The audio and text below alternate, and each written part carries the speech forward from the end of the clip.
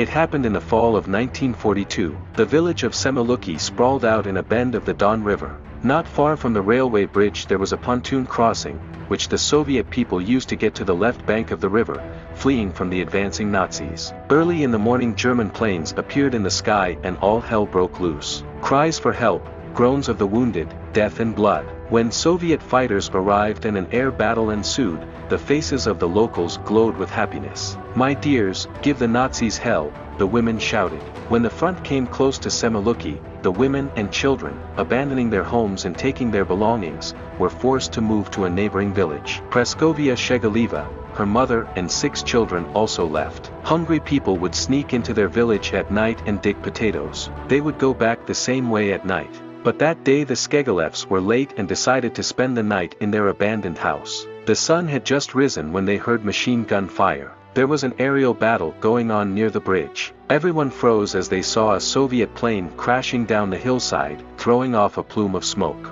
The burning Il-2 slid down the slope and stopped right in the Shegalev's vegetable garden. Without thinking, women and children rushed to the pilot's aid. "Run to the ravine," Praskovia shouted to the pilot. She looked sternly at the children. "We will all be silent." A few minutes later, the Nazis appeared at the plane. They demanded to show where the pilot had gone. At first they shouted and threatened, then they started beating defenseless women and children. The eldest child was 9 years old, the youngest girl was 2 years old. Literally, it was a massacre. The fascists set dogs on the children.